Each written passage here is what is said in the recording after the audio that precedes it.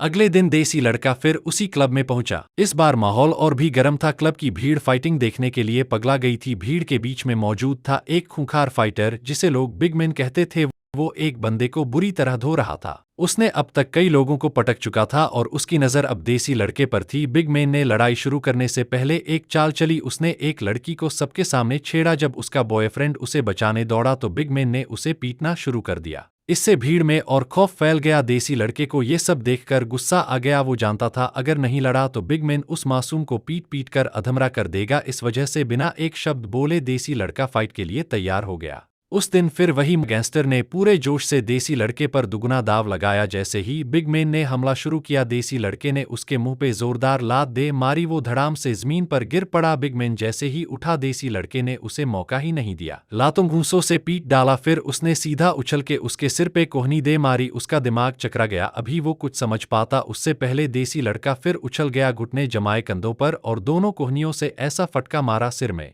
कि big man वहीं सटक गया। ये देख लोग हैरान थे। इस तरह कुछ ही सेकंड्स में ये फाइट जीत गया देसी लड़का। जैसे ही बाहर जाने को मुड़ा तभी सामने से एंट्री हुई काली शर्ट वाले फाइटर। दुबला पतला मगर चाल में बिजली, चेहरे पर घमंड और आंखों में आग। उसने फुर्ती से स्टाइल मारी जैसे कोई ब्रूसली का चेला हो। वो देसी लड़के को डराने की कोशिश करता है मगर देसी लड़का उसकी इन हरकतों से डरने वाला नहीं था। फाइट शुरू होती है। काली शर्ट वाला लड़का बहुत तेज था मगर देसी लड़के ने उसकी कमजोरी पहचान ली। जब वह अपने पैरों से हमला करने लगा तो देसी लड़के ने आसानी से रोक लिया और उसे लात मारकर उसका कचूमर बना दिया और कुछ ही सेकंड्स में उसे पछाड़ दिया। काली शर्ट वाला हार मानकर रहम की भीख मांगता है।